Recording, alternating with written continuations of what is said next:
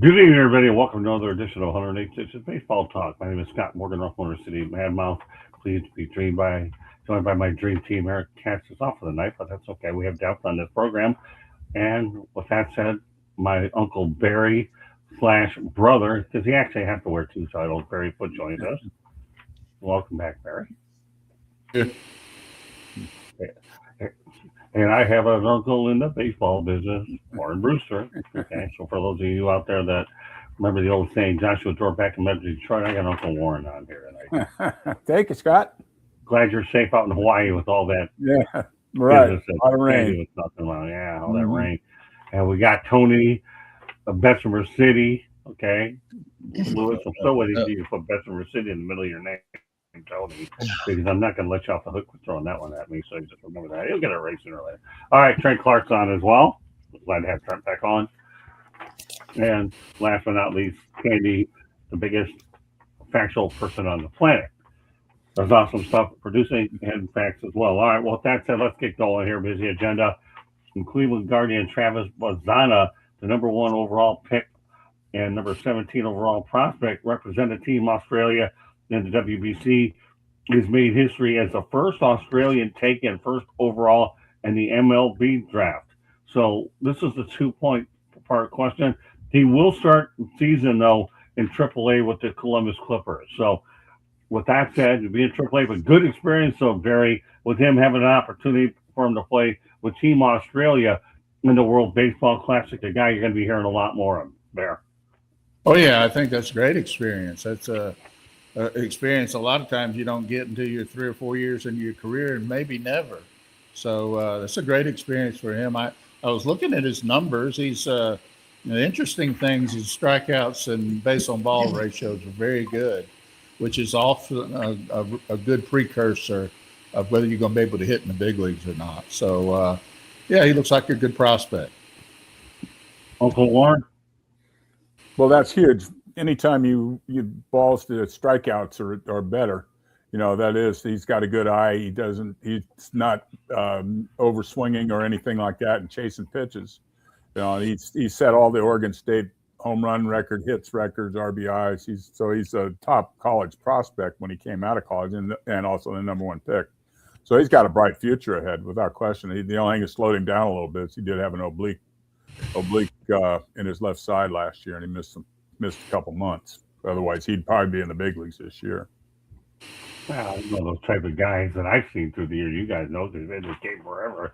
Put him out there in AAA, and then 2-3 weeks later, guess what? He's in the big. So right, guys like him that are superior prospects, to me, end up in there within the first 30 days that I've seen. But I'm starting AAA to get all that worked out, like you said, Uncle Warren. All right, Tony.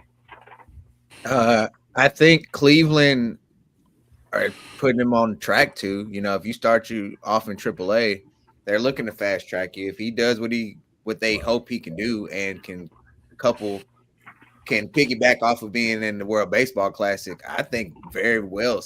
Hey, by Mother's Day, that's probably the hope for the Cleveland Guardians if they got him in AAA already. Trent. Yeah, good route to the majors, right? Goes to play in the Pac-10 in Oregon State. It's probably a great spot for a kid to come in and learn a little bit of more U.S. baseball. We had a kid back in the day with the Angels named Trent Durrington, great Australian player. And, Trent made it up to the major leagues, a lot of time in AAA, great athlete. Probably didn't have those kind of reps that we got as kids as a baseball player, especially with the competition we got over here. And I think that hurt. I think that hurt his long-term career. So for a kid to come over and go to a big university like that and get all the reps there and then kind of mix right in a first-round draft choice, obviously, no doubt he's a player. So nice career at Oregon State. And now it looks like that. I think to what the guy said, like no better place to play in the World Baseball Classic or this is the deal. Like, look at the U.S. lineup. You'll never play a lineup like that again. It's so such a good experience to get that and find out where you fit in. All right, go to the chat room real quick. We have Ronnie on. Welcome into the show, Fox Boy. Well, guess what? We're going to put you in there. And then, of course, I don't know about the other ones, but anyways, we got some people in the chat room want to acknowledge every one of them. It's a baseball show, in case you want to know about that. Katie, you have the last word on it other than the fact that I just think actually, as far as I'm concerned, this guy ain't going to be in AAA long, but the exposure of the World Baseball Classic has been nothing short of priceless. Go ahead, Candy. Well, in high school, he actually played cricket, and he was the captain of his team, and they won the first ever New South Wales state championship. Then he played for the Sydney Blue Sox in the Australian Baseball League from 2018 to 2021. Then he went to Oregon State. In 2024, he led the Pac 12 conference in batting average, on base percentage, slugging percentage, home runs, walks, and runs. His 26 home runs was a single season school record, and he also broke the school's career home run record that year. He was named the Pac-12 Player of the Year. So kudos to him. He's done really well. Hitting a home run in the World Baseball Classic, no better way to start, really, right? Now let's fast track him into the majors. Now we have White Sox and Chicago White Sox. We got Boston Red Sox. Now we have the Sydney Blue Sox. I like all these colors of Sox that end up all over the world. All right, with that said, Rocco Baldelli has been hired by the Dodgers as a special assistant to the GM. Very good hire for the Dodgers. Yeah, I think he's a good baseball guy. I always appreciated his enthusiasm on the field, and I think he's got a good baseball mind. I've watched him manage a little bit, but yeah, I think it's a good hire, and it's a great place for anybody to work. You're going to be around a team that's going to, if they don't win, it won't be because they aren't trying to win. Okay, Warren. Well, I definitely think that's a lot better place than Minnesota. Nothing against the Twins, but they didn't exactly give him the players the last couple of years to be successful. They cut back salaries and reduced salaries, and so he didn't have a lot to work with. So he's kind of the scapegoat because he's a great baseball guy. I mean, there's no question. He's been around the game for 20, 25 years. And he's all of a sudden get stupid. He's a good baseball guy, and the Dodgers go win out, and that proves that the Dodgers wanted him and hired him. Well, we're going to get away to rain and go to LA. All right, Tony. Right. Yeah, I think this is a good deal. He's clearly a baseball guy on the field. Him going up into the office, to be a special assistant, he can figure out how that works, which might make him even a better baseball guy on the field. Just learning all the intricacies of the business. I wonder how much he'll be doing there. Not a lot of scouting needed. Just blank checks being handed out. Just get your pick up the litter for players. So it's easy if you're trying to be a GM somewhere like that, right? It's like, let's just get the best of the best. Hey, it's good. You can add a former manager who's still close to the game. He hasn't been gone that long. Obviously, he just got fired. That's good for them. Right. Yeah. I think the history with Andrew Friedman, where he had, back in their time with Tampa, probably played a role here. I would also wonder out loud, is Baldelli being maybe tapped on the shoulder as a successor for their manager? He won't manage forever. So I wonder about that. You know what? That's your point of the night. Mm-hmm. In fact, when you plug in Andrew Friedman, you see the connection. Awesome. Bingo. Clarkie hit this one out of the park. All right, Candy. And we have some interesting comments in the chat room. Ronnie, let me give you some good advice, buddy. If you know anything about the game of baseball, Don Mattingly will be on shortly. So I want to stick around, and all you folks that are in there, Don Mattingly is as good as it gets. So hang in there, guys. Go ahead, Candy. In 2000, Baldelli is 44 years old, and in 2005, he was derailed by channelopathy, a rare metabolic muscular disorder, which caused frequent soft tissue injuries and severe fatigue. So that's why he didn't have a long playing career. That's why he makes a good transitioning into manager and coach, and now special to the GM, so that he has good insights, because he can also talk about having injuries and what that's like, and how to recover and stuff like that. So I like that move, even though I'm not a fan of the Dodgers. Well, I can hardly tell. Well, of course, anything that gets in the way of your Milwaukee Brewers, what do you expect? But Katie at least was able to smile a little bit when Don Mattingly had some good things to say about the Milwaukee Brewers. Little teaser, we have a couple of nuggets we're going to put in about Donnie shortly. All right, Jaron Duran also got some pretty good exposure as well because he played for Team Mexico in the WBC as well. Back to you, Barry. What are your thoughts about Jaron Duran? He's a good player. He has a lot of tools. He's got good speed. He's got a All-Star MVP under his belt. He's got played with Mexico in the WBC. I like him. I think that there's some people scared of him because he's had some anxiety things. He's had some issues. I think that scares off some people. I believe they're shopping him because they got 3 young outfielders. But I like him. I think he's a good player, and he's been able to battle through some personal issues, and that usually bodes well for you if you could do that. But I do like him as a player. Yeah, I think he's a heck of a player too. Anytime, once again, I'll reiterate what I said about the last guy. You get a guy in the World Baseball Classic, and he's able to get this kind of experience. Then that says you a lot about what kind of a player is to be able to compete against the best players of the world. Okay, Uncle Warren. Well, without question, he's a good player. There's no doubt about that. He just needs a chance to go out and play every day, and hopefully he gets that. He gets that this year, and he'll, cream rises to the top. He's got a lot of tools. Tony? Man, one of the AL East stars of the WBC. It seemed like the AL East shined throughout this whole WBC, throughout the different teams, and he was one of them. As a Yankees fan, I hope they're shopping him. Get him up out of Boston, please. But I did hear maybe Kansas City. That'd be great for them to add to their youth and talent. But good player, shows power. Like I said, as a Yankees fan, get him up out of there.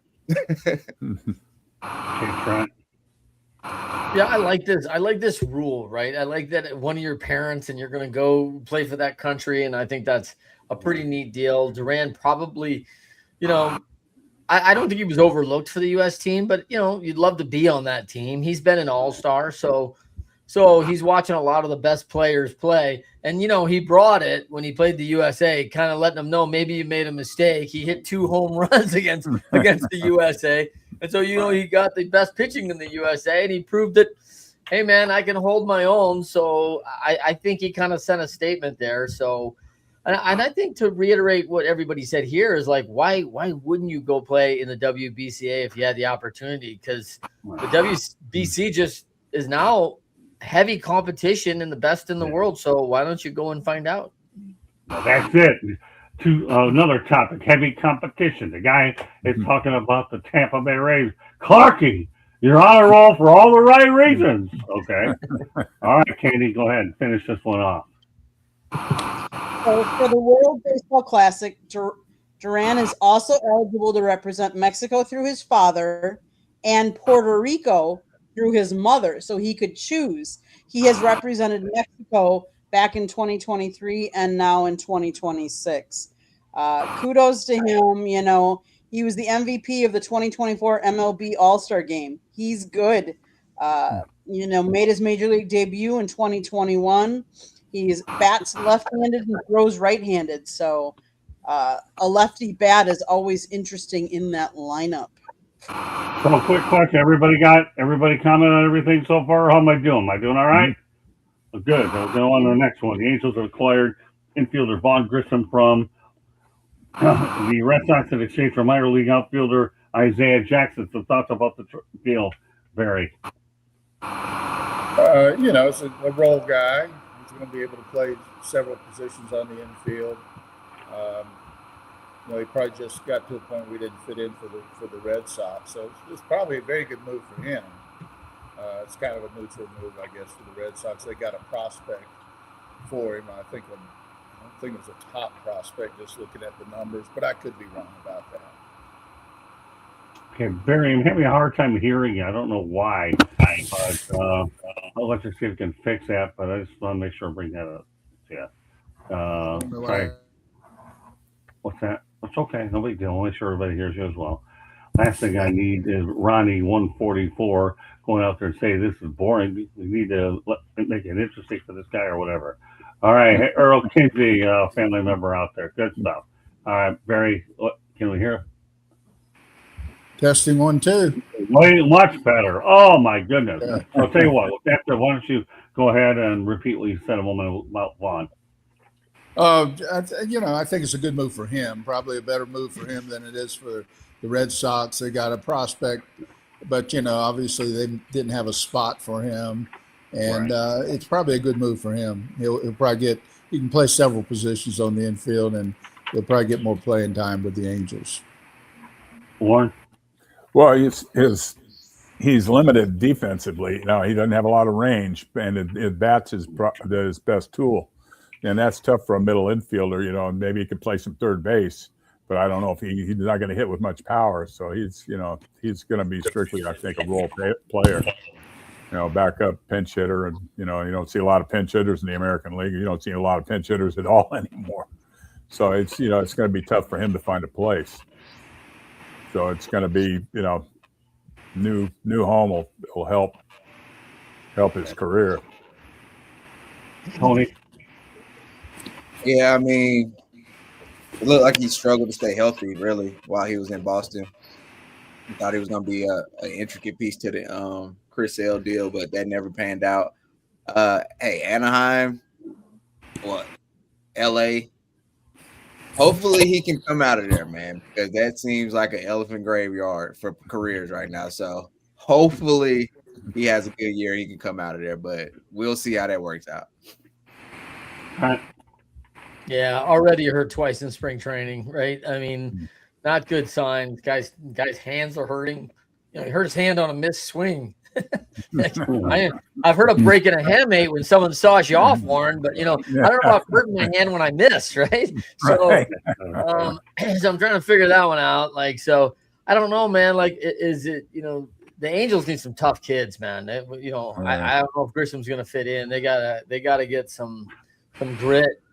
On that floor, a little throwback to Bobby Grich, man. They need some guys who are get in there and do at it. But if this is who they're counting on the off-season trade, with his injury history, he's a TF. He's a thick file, Motor City. And I don't know why when you got a guy who's as Warren said, lack of range, and then he's got a thick file. I don't know what kind of move this is, but I'm sure it's not giving the Anaheim faithful much to cheer about. TF, thick file. Candy, you got to write that one down. Clark, you know what your homework assignment is, pal? Send me a text. Thick file equals TF. Do it now while you're waiting for the next topic. At TF, thick file. Good stuff. There you go. Text me. Okay, Candy, go ahead. Yeah, by acquiring Grissom, the Angels are giving the 24-year-old infielder one more chance to carve out a significant big league role. He's already used his 3 options, so he cannot be optioned to the minors again unless he's granted a 4th option. So interesting that they would do this. Let's just see where he, how he can, how should I say, stay on the field and help them. And then the same with Jackson. He's played in the minors for a while. Maybe they can develop him, and that would be, he's a 3-year starter back at Arizona State in the day. So let's see what, both sides. Hopefully it's a win-win for both, but I'm not thinking it's going to be. But maybe we don't hope for wins for the Red Sox, Candy. Don't do that. You know what? It better be nice to him. I may be counting on Saturday to approve a credential request what I already just said. I'm not going to sit here and echo your one-liner called it short to help my cause to get in the ball game. I got to be sort of what you say, Tony's different. I got to be nice, and being nice for me sometimes isn't always easy for people to know me. If you like me, it's okay. If you don't, I'm looking to actually go ahead and make some good Boston contacts up there. And I do want to point out, so has everybody commented on this one? Mm-hmm. Yes. Yeah, I'm trying to actually develop a lot of good Boston contacts out there because Steve Ballesteri comes from, And I actually came across a young lady who, again, you come across social media, and for those of you that don't know her nationally, you will. This young lady is going to be a star down the ride, and I'm going to divulge her name is Marley Weirda. There's an individual that everybody should go out there and take note, because I'll tell you, she's an exceptionally young reporter that works for Channel 7 out in Boston, and I've watched this young lady in action, so she's really an impressive talent. But I feel the Boston market is an important market. It's a big market. Of course, Fort Myers is 2 hours away, so you just never know what you're going to come across there. So I got to be nice to people, because I have to get up to Fenway Park, and that's on my bucket list, people. Fenway Park. All right. Well, you know what? Candy, we want to thank, by the way, the Atlanta Braves and Philadelphia Phillies for hosting us this week. And one of the cool trips over the weekend was actually at a place called Cool Today Park in Northport. And I'll be writing a story on that park probably in the next couple of days. And I have the chance to be seeing the Braves hopefully a couple more times during the spring. But they did sign Robert Suarez. The Braves did agree to a 3-year contract worth $45 million. Barry, your thoughts? And once again, I want to thank both the Phillies and the Braves for hosting us. They were just awesome partners this weekend. So thoughts, though, Barry, about Robert Suarez? I don't understand how some of these guys are getting the money they get, but it's good for him. So, not an in-depth understanding of that whole deal. So, good for him. Okay, Warren. Well, for me, his claim to fame is he drilled Shohei Ohtani last year. That's the otherwise he's a decent pitcher, but yeah, the amount of money that they're handing out today is ridiculous, but they need pitching. So guys like him get multi-year contracts now. It's something that Atlanta needs, and that they'll fit into the bullpen somehow, some way. And he can start or relieve. Okay, Tony. This goes to to me, a famous question. What is a championship worth, right? Like, if you feel like you're close and you feel like you're missing that piece, what is it worth? And that $45 million is cheap if you feel like that'll get you a championship, right? And a problem with the Braves the last couple years is who's going to close the games. This is somebody who's coming with 40 saves, and this is their version of kind of putting their chips in. They feel like with health, they should be able to compete with anybody. So I get the deal. It is a lot of money, but hey, it's no salary cap, man. They can throw it around. They're making it. They got it. They're not cutting checks if they're not making more money anyway as an organization. So I'm not mad at the money at all. It's the cost of winning the championship, I guess. Well, I'll say, you talk about salary cap. I got into that a little bit in terms of with Don Mattingly and another guy that Warren's familiar with, and Tony help me out with the name. Candy, I'm trying to remember because it is Italian name. No, not Diaz. I'm talking about the Tony DiFilippo. He's the writer for in Philadelphia. We got into that a lot. San Filippo. Okay. Yeah, that's an interview that everybody should, if you haven't been to the YouTube channel, check out, because we go into a lot of detail about the salary cap, and Don Mattingly and I did as well. That will definitely be on a future show as well. So it'll be interesting to see what we can come up with, because that's something, every time you go into a week, you're always trying to find certain areas. So we'll talk about particular topics, you know what I mean? And if it's a player, you talk about them. If you have somebody more established, then you bring the cap in. And that's what I've been dealing with the last 2 weeks, and I plan to work on it this weekend as well. All right, Clark, can you give me your thoughts about the Suarez signing?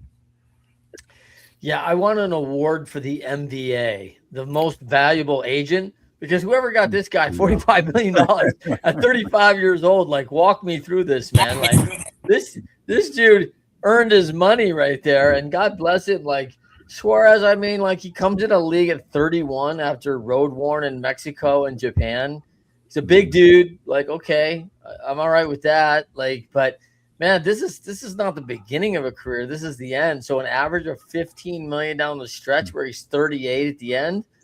Now, you got Aroldis in New York. He's a 40-year-old still throwing 100 miles an hour. Like, I mean, I get it, but with injuries, everything else, man, I hope they got Lloyd's to back this thing up because I'd take 10% just for helping him stay healthy if he wants that. He can call me. He can email me directly if he wants that. So, Clark, can I ask you a question? Yeah. How many times can you text message me in one show? Put NBA on. That's your next project. Do it now. NBA. Okay. NBA. I got you. NBA. NBA. You want to start giving an award to like the Octagon boys, don't you? The NBA, the most valuable agent. Well, right now I'm giving you an award of putting 2 text messages in my phone because my memory is like spaghetti noodles sometimes. All right. Candy's got you. Yeah, I know, but right now you're going to text me that, and until you're going to be busy texting that if you keep flipping up those one-liners, Clark. Go ahead, Candy. So yeah, he didn't come over into America and start playing. He played with the Padres from 2022 to 2025. 219 strikeouts, 77 saves, earned run average of 2.91, and that's worthy of $45 million on a 3-year contract. I think I need to start taking up pitching here. Just kidding. But I mean, really. Get that arm loose, Candy. Get that arm loose. I used to pitch for softball, so it can't be that much different, can it? Really? No, can't be. But, no, I mean, yeah. So I wish him well, and I hope he does well for the Braves. I think they're trying to compete and trying to get some more arms in there to compete with the Dodgers and the Mets, and they. But yeah, it'll be interesting.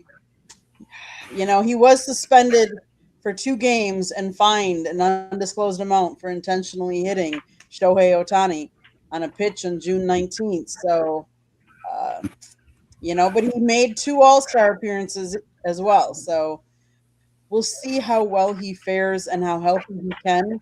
As Trent said, he's more near the end of his career. Going to be 38 when the end of the contract is up. So he hit Shohei Ohtani. Oh my God, unbelievable! All right, we'll stay with the Braves team a little bit because Mike Yastrzemski has agreed to a 2-year deal with the Atlanta Braves. He's a target of mine. Hopefully, since I'm hoping to have the Braves 1 or 2 more times, Mike Yastrzemski's in there. But Barry, what are your thoughts about Mike Yastrzemski taking him, his bat, and his history over to the Braves? Well, the last name is very good. Yeah, right. He's a good left-handed bat in the lineup. Looks like he's a fairly good defensive player. He's got some pop. So I think he'll be a good addition to their ball club. And I think from what I see, he's a good guy on the ball club too. So that guy who's the extra guy, who's the fill-in guy, who maybe is platoon guy, it's good that he's also a good teammate. So I think that he fits in well with the Braves. Warren? Yeah, he's definitely had a great career so far. He had some really good years in San Francisco. I saw him hit a few balls into the McCovey Cove, and he played really well for the Giants. I was kind of sorry to see him go to Kansas City, but now this is he's going to get a chance to play in Atlanta, even if he platoons and just plays against right-handers, because the majority of the pitching's right-handed. So he'll get a lot of opportunity there, and that's a good ballpark for him to hit in. Because he does have some pop. He's a good player, and he can play right field. He's got a good arm, so he's good defensive. He's not going to hurt you defensively either. Tony? Yeah, and the one thing is he may have went from being a guy who platooned to being a necessity since Profar got popped. Yeah, so like he may play more than expected now, and the Braves may have to use that insurance plan. I'm glad they had Geico. He's going to be solid, a good bullpen guy. I mean, good locker room guy, dugout guy, like you said, ultimate pro. He's going to be in the lineup where he's protected, so he's going to see a lot of good pitches, So I'm interested to see how he does. Well, I want to have another footnote about the Braves, so get ready for this topic, everybody in advance. I had an opportunity. I don't know if you guys have heard of him. I believe is it Tony Diaz. Have you ever heard of him? this guy here is a coach of the Braves. If you haven't, you're going to know about him. I'll be writing a story on him. He's on the Braves coaching staff, and tell you, his manager Walt Weiss has a lot of good things to say about him for sure. Yeah, so get ready for that as we continue on. All right, Trent. Yeah, Yaz is solid, right? He's just a solid ball player, and you got to like that. He's 35. Again, I was surprised to think he was that old. I didn't see him as that old of a player, but at 35 on a 2-year deal, guaranteed 23. So they got an option on him in his 3rd year for 7. Wow. So, man, he'll be 38 playing the outfield. And, with Profar's exit, as Tony kind of mentioned it, like that suspension is going to be legit. And then all of a sudden, you got to think about that, man. Now you got a 35 guy going out playing, 90 of the first 100 games. It's a lot of wear and tear, man. That's tough. So how diligent he is about taking care of himself, everything else, that'll play a big role in the Braves' future. Because one of these guys has something happen here. They're pretty solid with the 3 of the 4 with Profar out, but one goes out, and all of a sudden you're banking on a 21, 22-year-old kid coming in and doing something, hoping, and hope's not a strategy, right? And so the Braves kind of set themselves up for maybe something down the road that if you can't stay healthy, it'd be tough. All right, Candy. He started his professional career back in 2013 in the minor leagues. But now, what I thought was kind of interesting, little tidbit about him, on September 1st of 2024, at Oracle Park against the Marlins, Yastrzemski hit his 100th career home run, making his grandfather and himself the 4th grandfather-grandson duel in Major League history to hit at least 100 career home runs. So he's got pop in his bat. He made 140 appearances that year, 18 home runs, played with the Royals, made 50 appearances. Now he's with the Braves. I think he's going to get more chance. I will say that when we watched him on Sunday, we were at the Phillies, and yes, he is good in defense. He did miss a fly ball out to him, but I will be honest with you, I would have missed that. The sun was horrendous. It was my first time ever being at that ballpark, and to look into the sun at that time of day was just horrific. So I mention it, but it's not like that's a normal. Yeah, I'm not pinning that one on Mike either. That Phillies free trading place is really a cool place to go. And we were able to take out 2 newbies. Candy and I are down to 1, and that's out in Dunedin. And if we don't see it this spring because we're running out of time, we're going to get there for the Florida State League because nobody knows about spring training this year. Then we'll hit all the spring training parts of both the Cactus and the Grand as well. Well, you know what, Barry? I've had Barry Foot on my mind for a long time. And now Don Mattingly has you on his mind too because you brought up the Mattingly curse. With that said, okay, Katie, go to the tape. Don has some choice words for Barry Foot.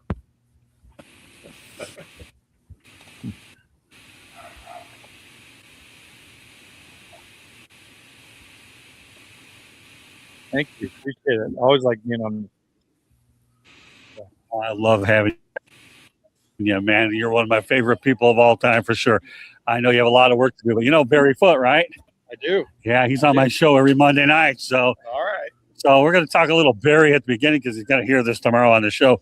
So Barry, my co-host, jokes around with you that there's a Mattingly curse, meaning that what happened with the Yankees, he kind of missed a little bit later.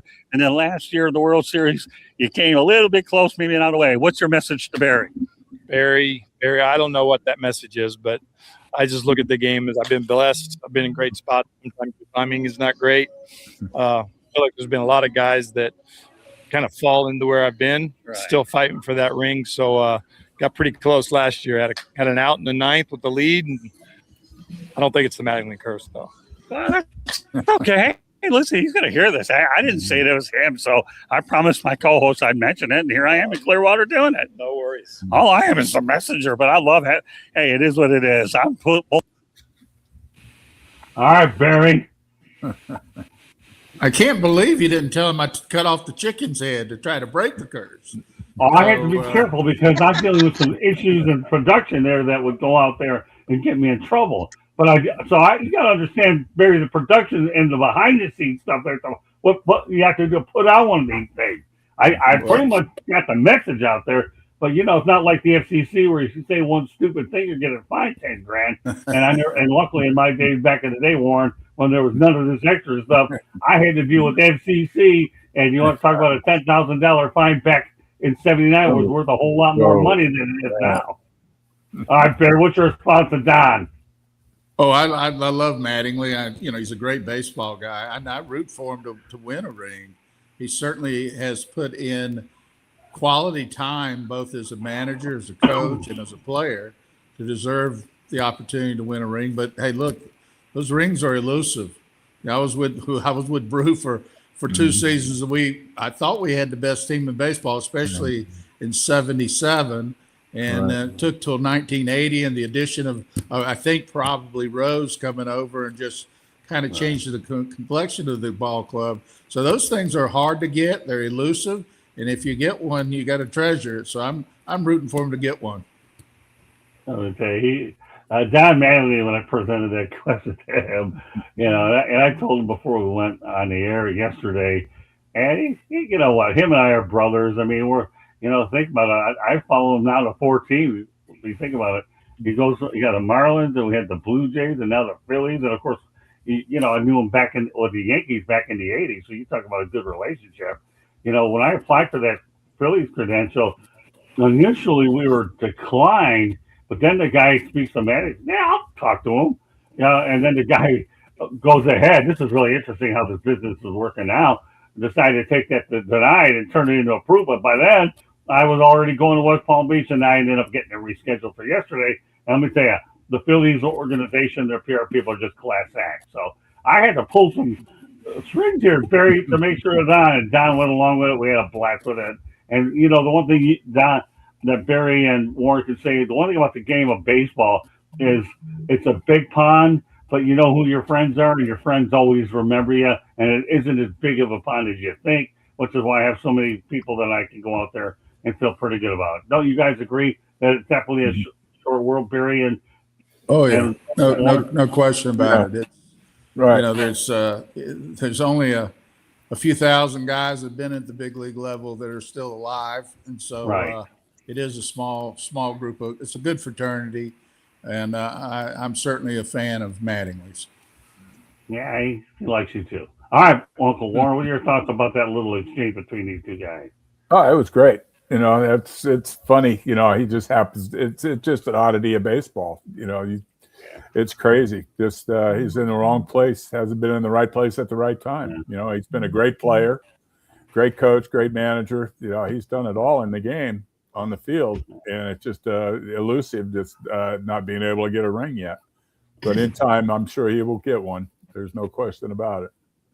I just tell everybody in the audience, whether you're listening or watching us, okay, I have a lot of things I'm coming up with spring training, and it's always fun to be able to figure out which one's going to put on every given week. So stay tuned. If you haven't subscribed to our channel, South Florida Tribune, please hit the red subscribe button. I'm learning a little bit from Candy anyway. And go out there and hit that. You get all the notifications. That's how you say it, Candy. And then you get all this good baseball stuff. Everything that I can put a microphone on off will be on these shows at some point, or versions of them. All right, Tony, you're on with Don, at least.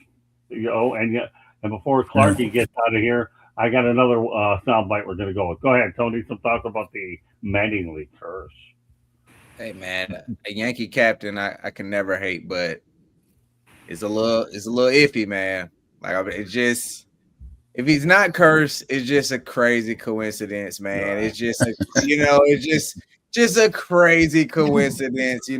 We'll just call it. We'll leave it at that. But I get what Barry's saying. You guys have been in a position. It's elusive, right? It's hard. There's a reason why the same team doesn't win all the time. There's a reason why every player doesn't have one, right? All the stars have to align. definitely not Don Mattingly's fault at all, right? He's done everything that he could possibly do to be a champion. And he's a winning player, so he'll get one. The thing is, he has to reunite with the Yankees. That's what he got. I'll tell you, I mean, that's one of the few things I didn't mention, but anyways, that'll be a good segue though, Tony, about what I'm about to put up in a moment. All right, Clarky. Yeah, I mean, nobody would. Everyone would associate a World Series with Don Mattingly, right? Like he's a champion. He's a great player. It just makes sense that he does have one. But to Barry's point, there's been a lot of great athletes who didn't get it, along in whatever their sport, right? And they were champions and did really well, and it never worked. And so there is that kind of, man, like how do you get there, and I'm totally fortunate, right? Like I get to be a part of 3 of them and won one. And it is elusive, man. And everyone looks at like, oh, the American League Championship ring, like it's first loser, man. Like it's not the World Championship, bro. Like it just is what it is, right? So you're hoping, and Barry made a great point. When I was in Cleveland, we were a wrecking crew. 95 and 97. I felt like, to Barry's point, we were the best team in baseball. But I also found that out of these 121 World Series, I don't know if the best team always wins. Like the team that is positioned and gets hot and stays healthy, and there's just so many factors that go into that final kind of gig. But a friend of mine recently kind of said about that, like, man, the guy's been involved with almost 3% of all the World Series, and I thought it's a weird thing to say, but it is elusive. Like at the end of the day, it's kind of like March Madness, which is coming up, right? I know you'll talk about that on your show, Motor City, but everyone loses except one team. Everyone ends the season with a loss except one team, right? And so it's a tough thing, man. It's just not easy. All right, Candy, you heard it. You heard that, and then some.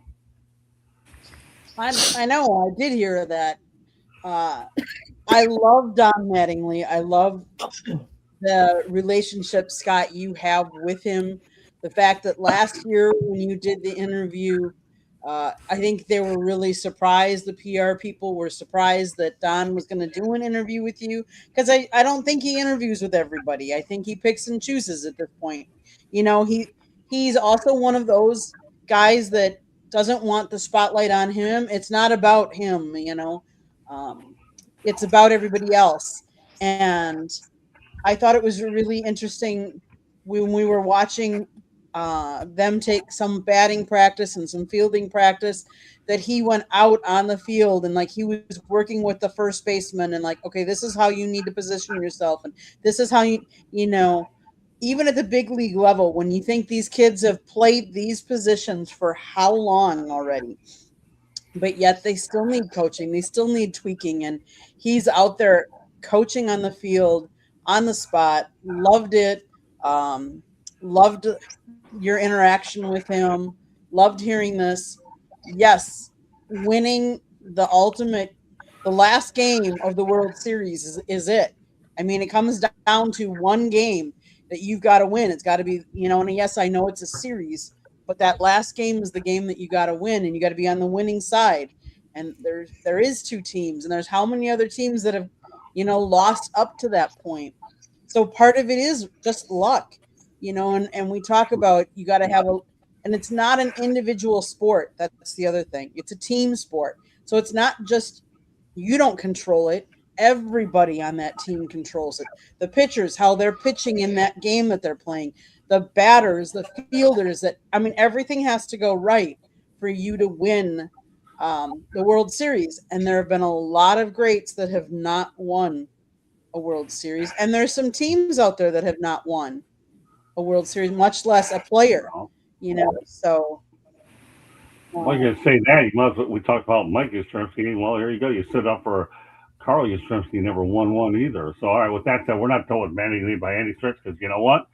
I asked him about whether or not he'd want to manage again. So go ahead, Candy, put it up there.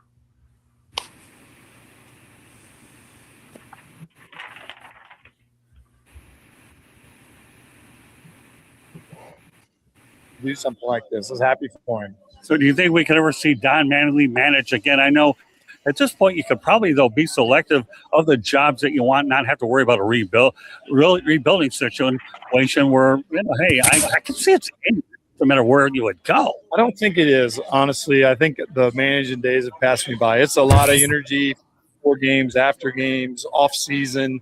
And, I'm at a point I'm going to turn 65 this year. I still don't think I have the energy for it. Okay. You probably never say never. I thought last year was going to be my last year, and Dave ends up talking me into coming back here. So you never say never, but I don't see it something as part of my future. Yeah, well, let's talk about. So there you have it, Don Mattingly. Not thinking about managing. Barry, what are your thoughts? And the Dave he was referring to is Dave Dombrowski, the general manager. Go ahead, Barry. Well, yeah, I think in the olden days, 65 was considered old for a manager, but not anymore. I mean, he's probably got plenty of energy to manage. I was, around a lot of managers. They didn't have to have an overly amount of energy. I know a manager that Brew and I had in Philadelphia, he wasn't real energized, but so it doesn't. I think he would be fine managing. He'd do a good job. He needs the right spot, though. I don't think he needs to be back with a club rebuilding. If he got a chance to be with a club that's got a chance to win, I would certainly encourage him to take the job. Well, one of the things he works on, and I talk about this every show, but yesterday I made sure it was early in there. Look it up too. Mattingly Charities is a nonprofit that he does some really good things with. So, Candy, why don't you go out there and put that in the chat, Mattingly Charities, so that people can see it, and that's one of the things that keeps Don going. All right, Warren. Well, you see guys like Bruce Bochy who step down, and they get out of the game for a year, and all of a sudden they want to get right back in it, So that's the way he feels today. But if he's, like you said, Dave Dombrowski brought him back for this year. If he decides to retire for a year or two, he'll miss it, and I wouldn't be surprised if that situation, the right situation came along, I'm sure he would manage again. Well, keep in mind, one of the enticing reasons he did come here is his son, Preston Mattingly, is a general manager. It's an opportunity to go there as well. And I asked him about that. And in future shows, I'm going to let you hear that conversation. I want to make sure we got these two out right away. Okay, go ahead, Tony. Don Mattingly, there's one job left for you. It's a guy who's in New York who's been holding down the fort a little too long, if you ask me as a fan, but I might be too close to the situation. Don Mattingly, come save the day. Break two curses. Two. Okay. The curse of Aaron Boone and the curse of Don Mattingly, or the coincidence. Let's call it coincidence. Let's break both of those in one. It's one job left for him to do, man. He can come to New York, make everything right, get a ring with the Yankees. I know a ring with any team would be great, but imagine Don Mattingly getting a ring with the Yankees. That's just, come on, full circle moment. They write movies about stuff like that, man. Curse of Aaron Boone. Hey, I'm just saying, we ain't been the same since he hit that home run. I'm just saying. But you always come up with some good stuff, Tony. It's called a compliment. You ever heard of the word compliment? I just gave you one. All right, Clarky. We have one more topic that Clark's going to talk about before he bolts at 9. But I think we're moving on schedule. Go ahead, Clark. Give me your thoughts about this. Well, first of all, I'm in Tony Hollywood's camp over here, man. He's writing up scripts for everybody, man. I like Don Mattingly coming back to the Yankees. I see Don Mattingly in a ticker tape parade right down through New York, man. Get him right through Manhattan with that big ring on. I think it'd be great. Bring the mustache back. Yeah, bring that back. Come on. Oh. And then, listen, 65, to Barry's point, our president's going to be 80 in June, man. Like, you got a staff around you. Like, let's go. This baseball team's got more money than the country does. So, like, why don't, he could put a good staff around him. So, like, with Don Mattingly's mind, I do appreciate the energy. I don't think he's wrong on that. Even if it's mental energy, the travel, the 162, and nowadays, you might need to be a tech genius with all the, lingo that's driving on everybody about like the hitting and the pitching and the angles and the spin rates and it's a little bit overwhelming, but here's a guy who's known the game from the word go, and he's just represented it so well.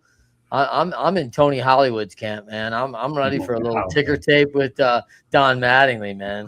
Oh, hey Tony, how many nicknames can you have? I already pinned Bessemer City on you, and now we'll put Hollywood. So you know what, Tony? Hey, Here's Tony. what we're gonna do. Wait, hold on. This is the risk, Motor City. This is the risk you run when you just put Tony on your day. Tony, just Tony. You're gonna get a nickname. hey, Oh no, he's got two of them. You sick of it? You gave him one, and I gave him one with Bessemer City. You weren't even on that show when I pinned that one on him, and now he's got two of them. This guy's gonna be on 3 shows. So Tony, I'm gonna yell it at you because I've been bursting for this opportunity. When you come on baseball, we'll figure out the nickname for the Saturday show. So on Monday, you're Hollywood. Wednesday, you're Bessemer City. And Saturday, TBD. All right, Tony? That's how we're going to market you here. You hear me?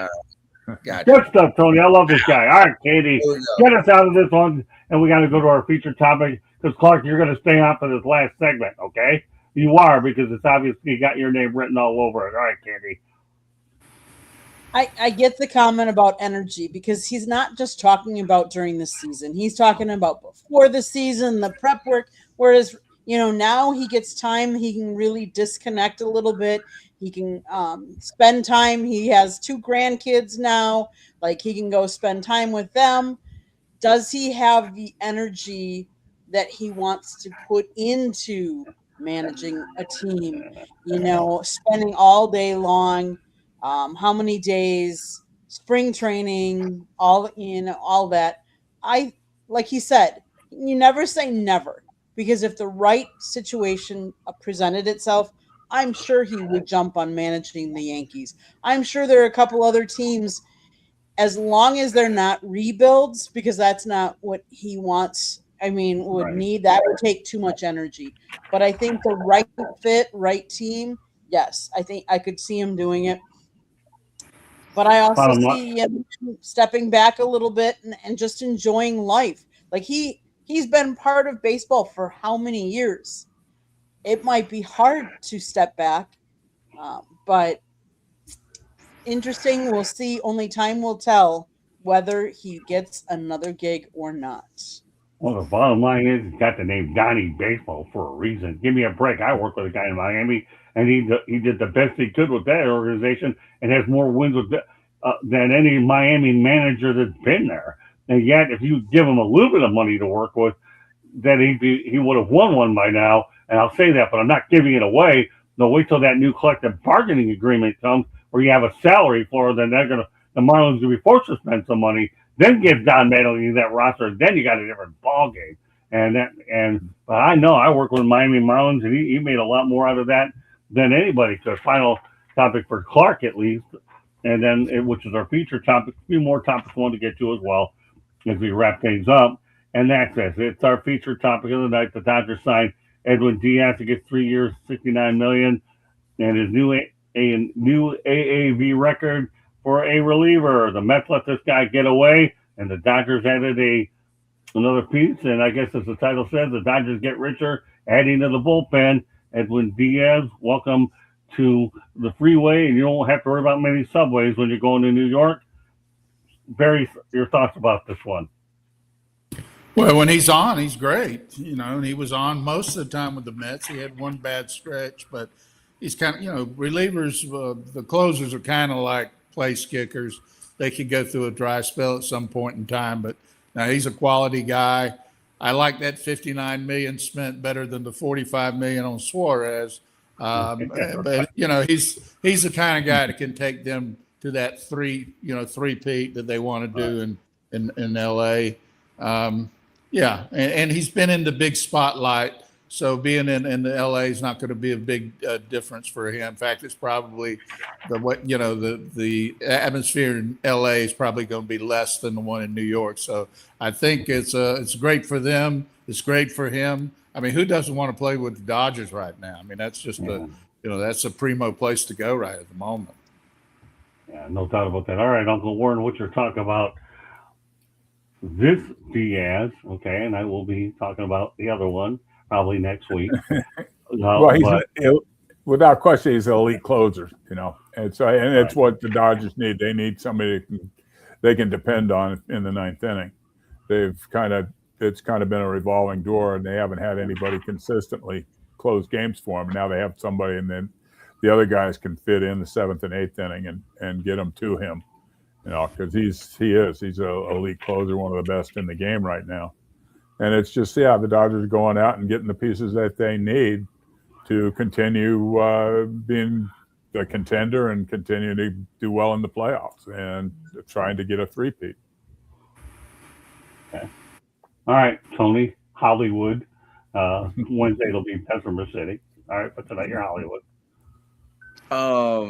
I'm very excited to see Edwin Diaz come out in the ninth inning and the lights go out in LA and that music goes to playing.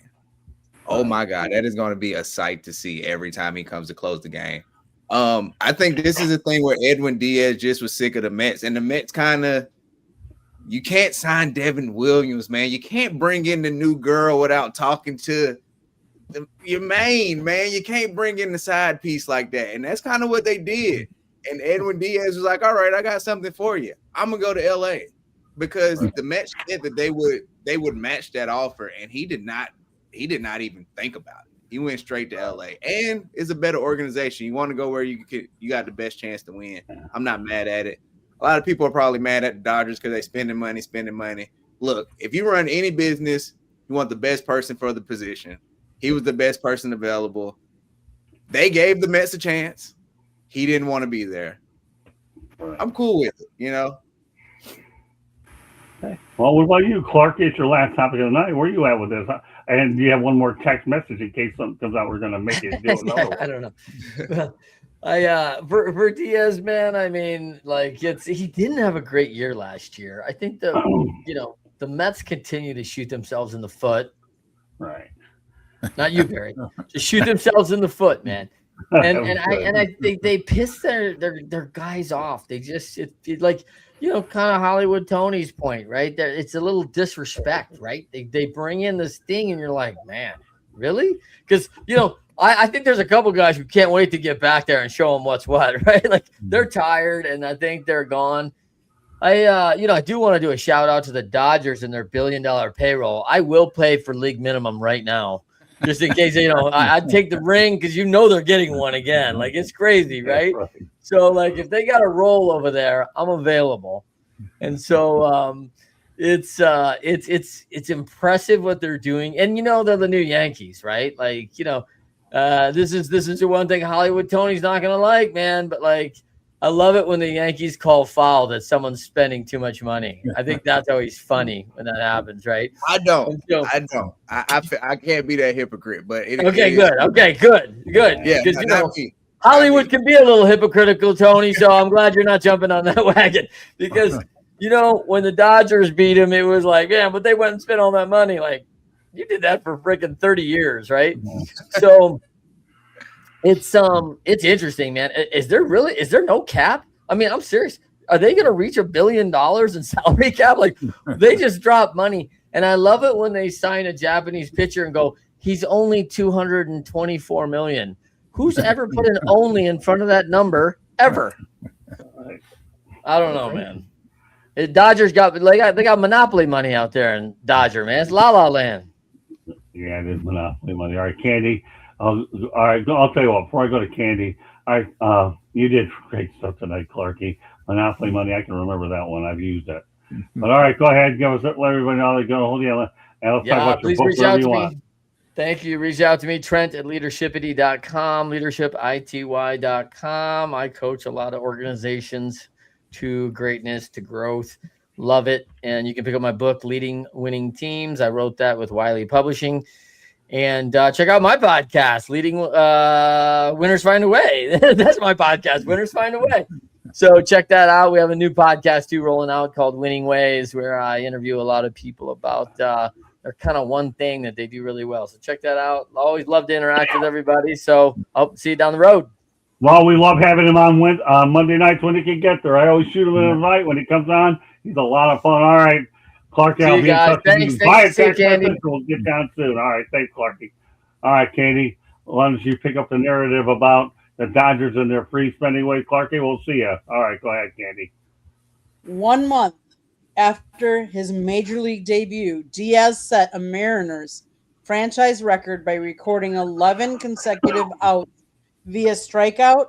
He surpassed Hall of Famer Randy Johnson's previous franchise record of 10, which had been set in 1997. Subsequently, he was named the team's closer. Now, obviously, he has gone on and he's played for different teams. The one thing I will say about the Mets weren't afraid to spend money last year either, or the last couple of years. They spent quite a bit. But where did it get them?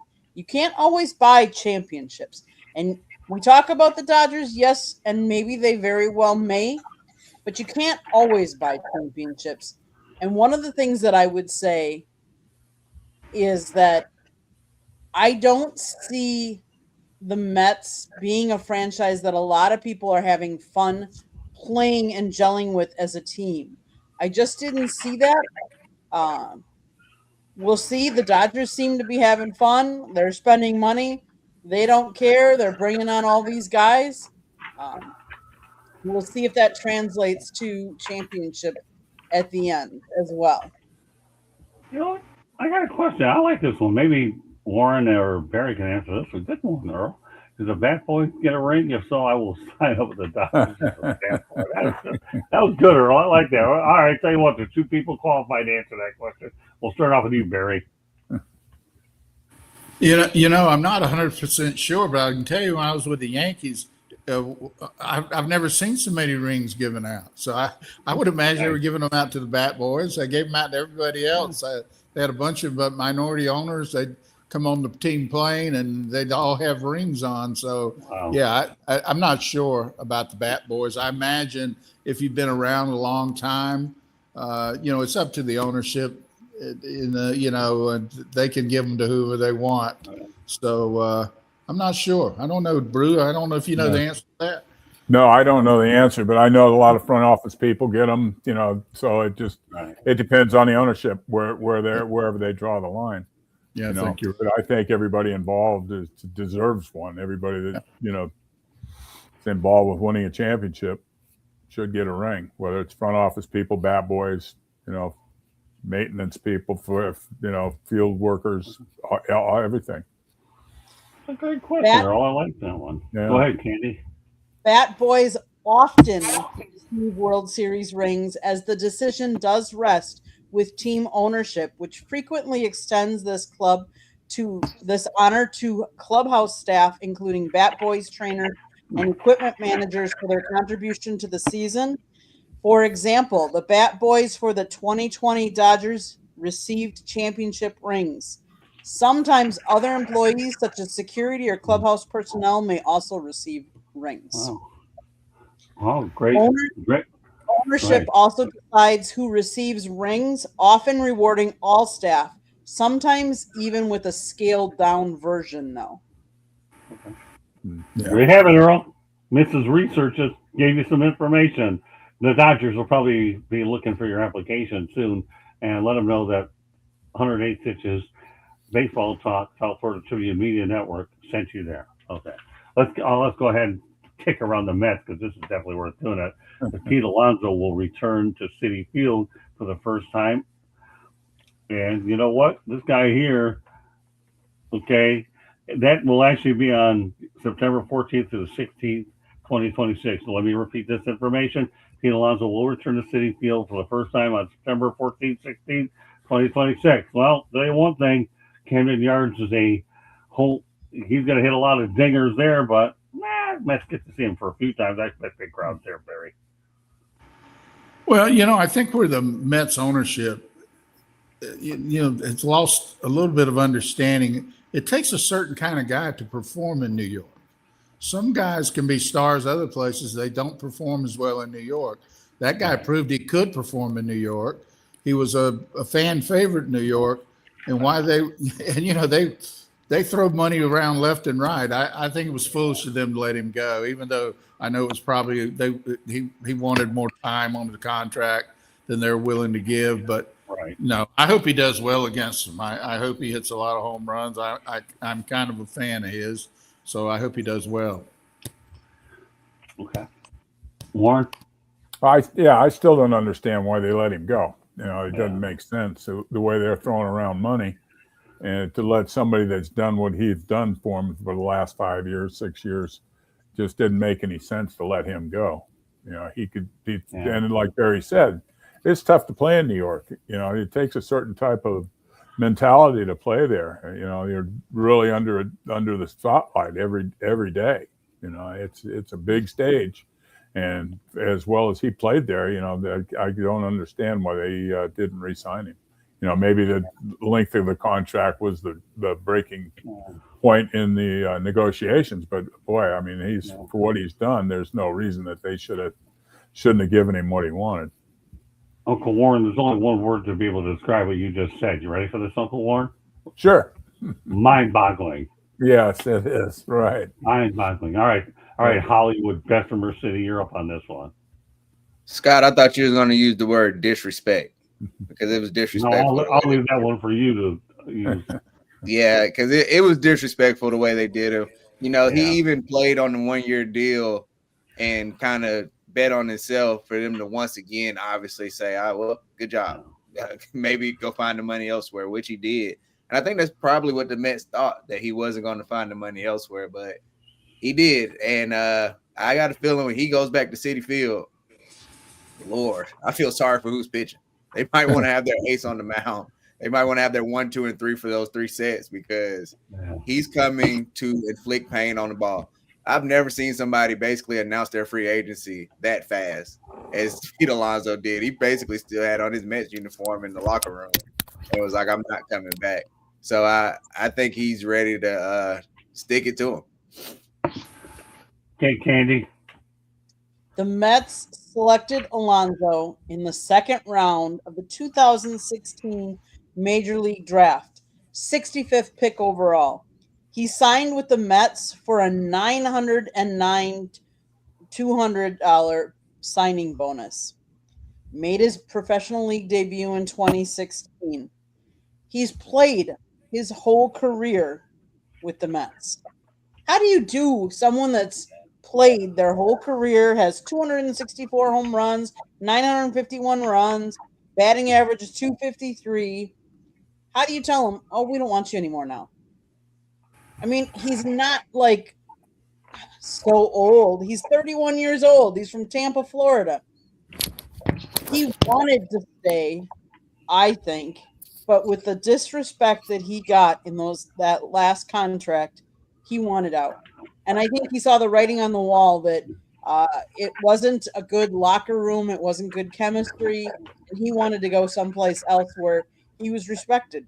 So like you said, Tony, disrespect. So he took his money and went.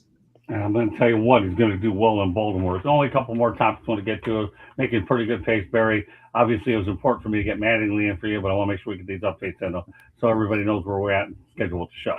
Being this, the MLB World Tour Mexico City Series has been announced that the Padres and the Diamondbacks will play April 25th and 26th at Estadio Alfredo Harp Baseball. That's as much Spanish as you're getting out of me because I'm bad Mexican. All right, what are your thoughts about at least Barry and everybody, the Mexico cities? I don't think you could have two better teams than the Padres and the Diamondbacks because they're near the Mexican border and they're pretty decent teams out there. Some thoughts, Barry? They should have baseball in Mexico City. They should have a team in Mexico City. Obviously, security is an issue, but Mexico City is a dynamic city. It's a world-class city. 25 to 30 million people live in that area, so they should have baseball there. I think it's good for baseball. As a player, I don't think you particularly like going and playing those type of games. One game into a city or whatever, but for the game of baseball, it's good, and I really think they should have baseball in Mexico City, Major League Baseball. What about you, Uncle Warren? Oh, I agree 100%. It'd be a huge market, and it just all that would do is, take a team that's maybe floundering or not being able to compete to be able to compete because the revenue that they would get putting a team in Mexico City. It's great. It's great for the fans. It's great for baseball. Yeah, I don't know about the logistics, but I agree with both. Yeah, I could see a team in Mexico City all day long. Logistically, I don't know, but yeah, I'd like to see it. All right, Tony. And they fly private. They'll be all right. They'll get there. They can get around. But I do. I think it'll be good. I mean, if you needed any case study, look at the quarterfinal of the World Baseball Classic in Houston. It was basically 70-30 Mexico, U.S. when it comes to fandom. So it shows their love for baseball. You pointed out, Barry, it's like the 4th or 5th highest populated city in the world. So just by that number of people, you're going to sell out a stadium, right? You can get 30,000 people in the stadium when you have that many people who can get in. I like the idea of it. The altitude would be difficult to play. They play in Denver. It's going to be different, but security, as long as they can keep it secure, I would like that, a team in Mexico. Okay, Candy. I was surprised because when I looked this up, the capacity for the stadium is only 20,062. So I was kind of surprised by that feature. The other thing is these are actually home games for the Diamondbacks, not the Padres. It's a 2-game set on Saturday, April 25th and Sunday, April 26th. It's part of the 81-game home schedule for the D-backs. You can buy tickets if you want. You can be there's actually Mexico City travel packages that you can even go, and there's includes accommodations and all that. I think it's smart. Obviously, we've seen the NFL expand into all kinds of different areas, and they're doing really well. So it's in Mexico City, Earl, Mexico. The stadium is Alfredo Harp Helú Stadium in Mexico City, Mexico. They've played there before. MLB has played there before. So it's not the first time, but I think I'm interested in seeing it because I've heard that the stadium is known for its striking architecture. So I think it will look very, cool and different. And it's got a trident-shaped roof, so it is, and it's an on-site art museum as well. So knowing that you're going to be playing baseball there because it's got the roof, you're guaranteed games no matter what the weather is. I think it's cool, and I think it's cool to expand. You got to market yourself like the NFL does. If you want to make more money and it's a business, we sometimes forget that. Okay. Well, we have one more topic. I know World Baseball Classic. I have a little commentary I want to put out there. That topic is Mark Leiter Jr. signed with the Athletics. He's appeared in 59 games for the Yankees in 2020. I believe 2025. With a 4.84 earned run average across 48.1 innings, 54 strikeouts, and a 1.53 WHIP. He also made 6 postseason appearances in 2024, where he recorded a 1.69 ERA. Barry, some thoughts about the fit with Leiter going to the A's? He can get some innings in. He's a middle innings guy. There's nothing special about him. He's a major league pitcher. It's going to throw those, get you to the 7th, 8th, and 9th inning. Could get you to the 7th, 8th. So he'll get a lot of opportunities to pitch there this year for sure. Uncle Warren. Well, they need some veteran pitchers, and they're getting to the point now when they move to Las Vegas, they'll be able to go out and sign free agents, which they haven't been able to do much in the past. They'd have to take lower tier free agents, and he's one. I think he signed for 2.5, 2.8, something like that, which fits into their payroll. So, and he'll definitely help them. I mean, he'll eat innings, and that's what they need, and as they're continuing to develop their young arms in the minor leagues and bringing them slowly to the big leagues. Okay. Tony? Oddly enough, Mark Leiter seems like the kind of player that goes to a place like Sacramento, I was about to say Oakland, and becomes like an all-star, because he can just go play freely, not going to be a lot of eyes on him. I think that's going to be a good situation for him, and it works out for the A's. Like you said, it's a cheap contract. It fits in their wheelhouse. It needs innings eater, and he's become a vet, so he can be a good guy for the young players that they have. Andy. He was born in Fort Lauderdale, Florida. And did you know this? He was drafted by the Philadelphia Phillies in the 22nd round of the 2013 Major League Baseball draft. He made his professional debut that year with the GCL Phillies, and he was promoted to Clearwater Threshers. And the reason why I bring that up is that's the ballpark that we were at on Sunday when we were watching the Phillies and the Braves. But for the Athletics, low risk, high reward. You got nothing to lose. Yeah, he signed him to a 1-year, $2.85 million contract. Last year, he made 59 appearances out of the bullpen. He compiled a 6-7 record with a 4.84 ERA with 54 strikeouts, 2 saves across 48 and the third innings pitched. So you can never have too many relievers that can come in and help you close out games. Middle innings, sometimes you need that long reliever if the starter can't go. So low risk.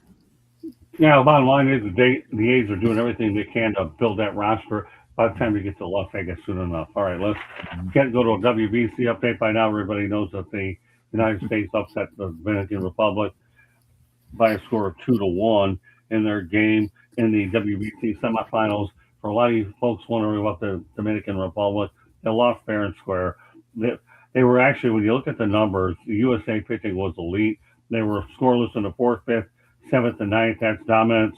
And obviously, let's break down some of the innings and let the experts talk about it. In the 4th inning, 2 outs, Dominican Republic, it was 2-1 USA. Not happening there. In the 5th inning, first runners at first and second, 1 out, USA 2-1. Not happening there. In the bottom of the 7th inning, USA 2-1. Runners at second and third, not happening there. And then in the 9th, Dominican Republic had a man on second, 1 out, 2-1, not happening there.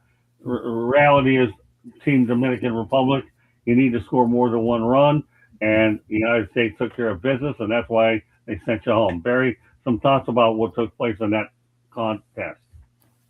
It's very simple. Good pitching will beat good hitting most of the time, and that's what happened last night. Right. Pretty simple. Warren?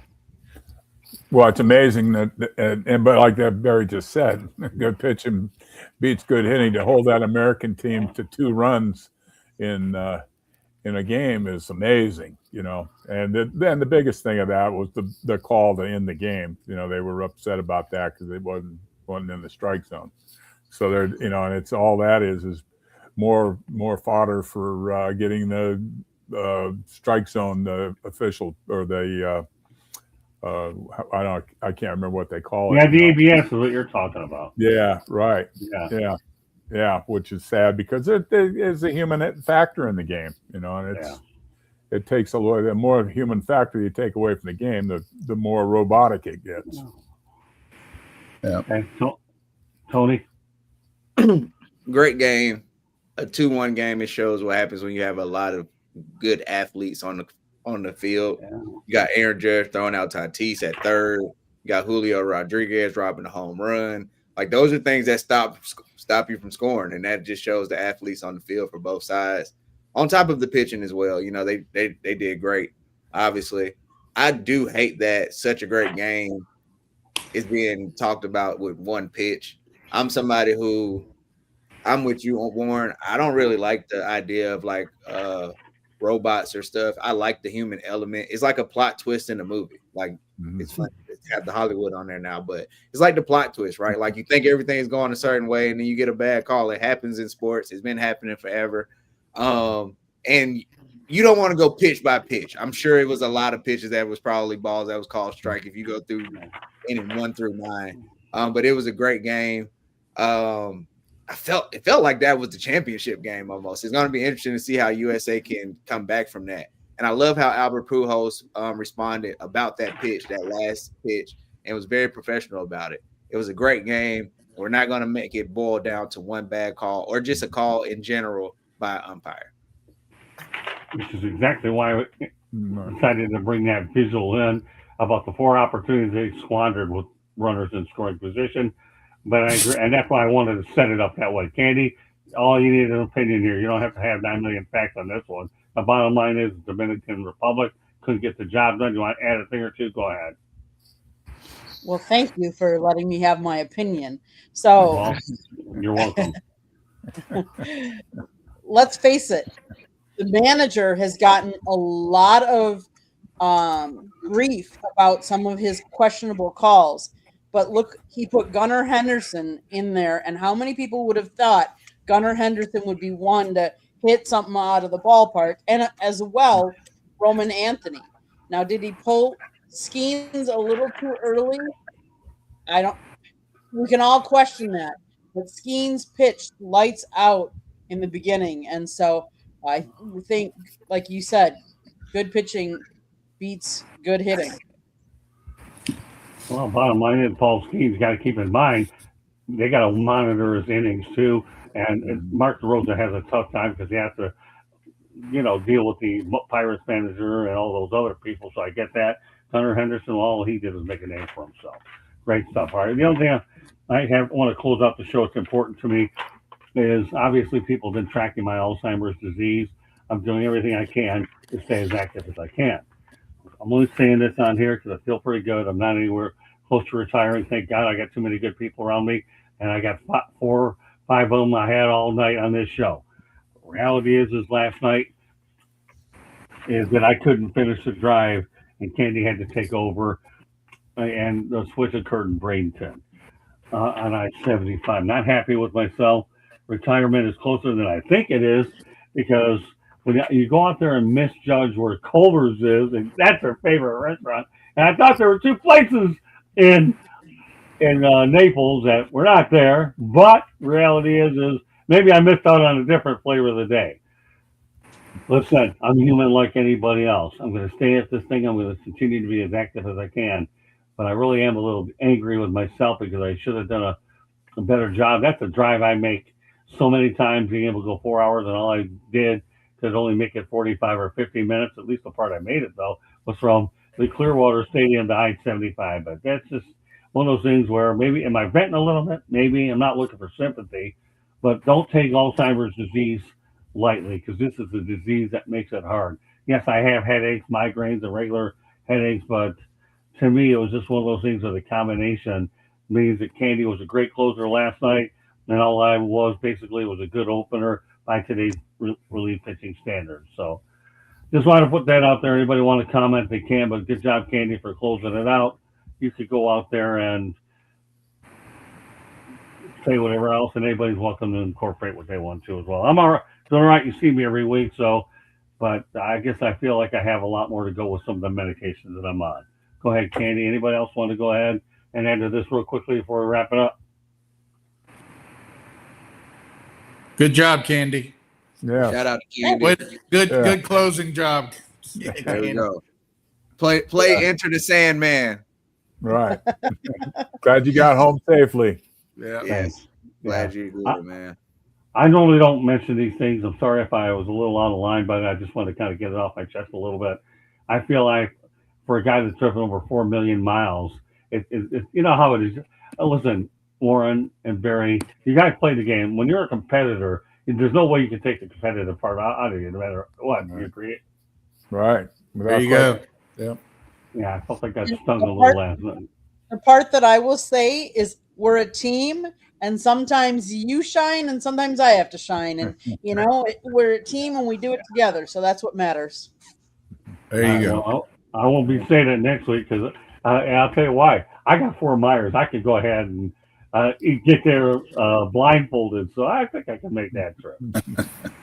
Yeah, and I'll have that over the weekend. I'm playing in Fort Myers for the last couple of weeks. All right, with that said, great show tonight. I know a little bit longer than normal, but we had some sound bites that were important to get in and a lot of timely stuff. I try to keep the show to about an hour and 5 minutes, and I know we're a little bit longer than normal, but I feel we accomplished an awful lot. And when you have these sound bites and opportunities, all this news, you have to get it out there. But I like to keep my target. All right. With that said, I have such a great crew. Barry, please let everybody how they can get a hold of you. BC Foot xx@gmail.com and Monday nights with the Motor City Motor Mouth. Yeah, see, I think of my man Barry. If he wants me to talk to certain people and get his message out, I took care of you, my man. Mattingly was there for you. Appreciate No problem. It's your segment. I just had to insert what I did on this one. Gotta make sure it was appropriately timed. That's the producing part of the job. All right, Uncle Warren, give it to I can be reached at brewster40@gmail.com and also here on Monday nights. Yeah, you guys are a great 1-2 punch. I love listening to both your commentary every Monday night. I really look forward to it, and everybody else does as well. You guys are, to me, are a great 1-2 punch, and I'm proud to have both of you. You guys are my version of Babe Ruth and Luke Aaron. That's how much I think of you guys. Appreciate it. Wow. How about that? Babe Ruth and Luke Aaron made the show because of Barry Foot and Warren Brewster. All right, go ahead. Go ahead, Tony. It's Hollywood's time. All social media is going to be Talking Game 1, no GN talking, and YouTube Tony Talking Game. Make sure y'all check us out. I'm here Mondays, Wednesdays. I do my show Wednesday, 3:30. We're live. Check us out. Oh, and Saturday, wrestling, 2 Raw for SmackDown. Sorry. Yeah, we're gonna. And by the way, I'm glad you brought that up real quick. On Saturday, it won't be long before Talking Baseball comes back, and Tony's going to be my designated co-host on that show. So I hope you can join Tony and I for Talking Baseball. Right now, Katie and I are trying to do everything we can to get the spring training stuff. And as more and more clips, sound bites come in, you'll see exactly what we've been doing as well. If you're ready for a co-host shot, Tony, you've earned it. Okay, so you better get that nickname. Well, we got to find you a nickname for the Saturday show. I get that. So I'll give you something to think about on Wednesday. All right, go ahead, Candy. Good news about Wednesday, Tony, is you're going to get topics in advance on Wednesday. Going forward. All right, go ahead, Candy. Take us the rest of the way. South Florida Tribune Publishing Company published a book, Lessons from the Microphone, Tuning into the Enduring Wisdom of Visionary Leaders. It is written by our host, Scott, the Motor City Madmouth Morganroth. He talks about his 40-plus years in the business and how it has evolved. There's even a picture of him with a young Tommy Lasorda, so you guys got to get the book, see the stories, look at the pictures.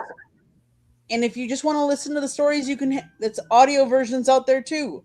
But the printed version is available on Amazon, Barnes & Noble, Kindle, Google, and Apple Books. There's also a link on our website, www.southfloridatribune.com, where there is a plethora of great content. So go check it out.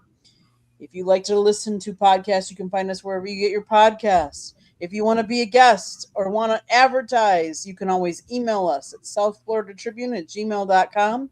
Last but not least, the YouTube channel. If you see that red subscribe button in the lower right-hand corner, that means you have not yet subscribed to us. What are you waiting for? Just click it, like us, share us, and then turn on your notifications so you're notified every time we go live. One last plug. Tuesday nights, 7:30 p.m. Eastern on the Chicks YouTube channel. 3 Chicks in a Pod or Chicks and Salsa. I'm on there every Tuesday night, 7:30. Check us out before hopping back over to the South Florida Tribune's YouTube channel and checking out football. Back to you, Scott. All right, well, that does it here for 108 Stitches Baseball Talk. Thanks to Trent Clark for his efforts. More importantly, I want to thank Barry. I want to thank Warren. No, a little bit longer today. I hope you guys are okay with it once in a while, because we definitely this show. And I have to go ahead and get Barry a shot when it comes to him opening that thing about Mattingly. Come on, Barry. You know I've got something up my bag of tricks every time I think of you guys. I want to thank Barry. I want to thank Warren. I want to thank Tony, Candy, and once again, Trent for being on tonight. So we have a lot of program lining up this week, and then Candy and I get ready for one more trip around the state. Stay tuned where we're going to go. More interviews on the way. So that does it for us tonight. God bless. Have a good night. Enjoy your baseball. We got plenty more lined up. Take care, everybody, and we appreciate you being involved in the chat room and everywhere else. Have a great night, everybody, and we're talking baseball. 108 Baseball Talk style. Good night, everybody.